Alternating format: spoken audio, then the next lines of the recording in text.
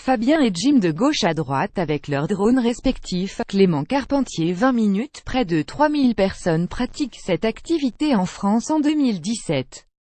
Pilote de drone, c'est un sport à part entière. Cette discipline tente de se professionnaliser au fil des années. Ces drones sont de véritables Formule 1 des airs. En course, ils peuvent atteindre jusqu'à 200 km/h pour les plus puissants. Malgré ce spectacle grandiose, ce sport reste encore très méconnu en France. Mais cela ne devrait pas durer longtemps. Plus grand que à lire aussi Lille, un espace dédié à la course de drone va bientôt ouvrir, une discipline en plein développement aujourd'hui. Il reste près de 3000 en France à participer régulièrement à des courses. Des pilotes venus pour la plupart des clubs d'aéromodélisme depuis 3 ans. Ils sont rattachés à cette fédération.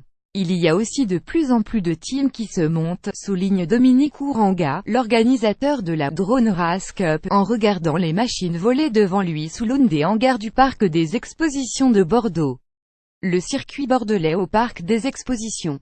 Clément Carpentier 20 minutes. Parmi ces léchis, il y a le drone de Fabien. Je faisais de l'avion et de l'hélicoptère avant de découvrir cette discipline à travers des vidéos.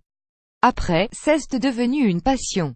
En plus, c'est encore très convivial car on est dans l'âge jeune de ce sport, tellement jeune que les pilotes font souvent tout de A à Z. On passe autant de temps à l'atelier qu'à s'entraîner, et court après les sponsors. Plus grand que à lire aussi, le premier bar à drone de France va ouvrir à Rennes. Concentration, précision, vitesse, adrénaline. Et si au départ, on pourrait penser qu'il s'agit juste d'un loisir, on se rend rapidement compte que c'est un sport à part entière. Ça demande une grosse préparation mentale pour être au top de sa concentration. Il faut être endurant et savoir gérer l'adrénaline, explique le jeune pilote de 30 ans, originaire de Cestas en Gironde.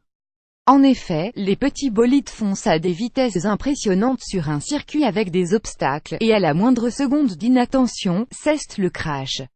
Le matériel pour faire voler un drone et participer à des courses.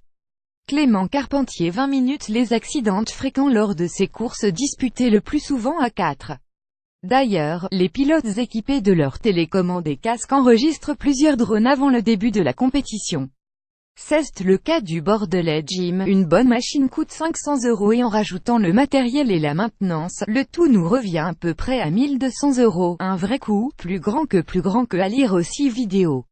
Toulouse. On a testé Space Droner, le centre où l'on apprend à piloter un drone. Une passion, pas encore un métier. Très peu des pilotes vivent aujourd'hui de leur passion. À en croire Fabien, le nombre de professionnels se compte sur les doigts d'une main. Les sponsors peuvent simplement nous aider sur le défraiement ou le matériel, mais c'est rare. Si lors de la Drone Race Cup de Bordeaux, il y aura un prize money, la plupart du temps ce n'est pas le cas. Il y a juste des prix symboliques pour les meilleurs. Les pilotes suivent leur drone grâce à un casque. Clément Carpentier 20 minutes. Mais Fabien et Jim ne perdent pas espoir que leur sport devienne un jour professionnel. Ils aimeraient que la France et l'Europe suivent le chemin des États-Unis. De l'autre côte de l'Atlantique, les ligues se développent et surtout des chaînes diffusent les compétitions en direct.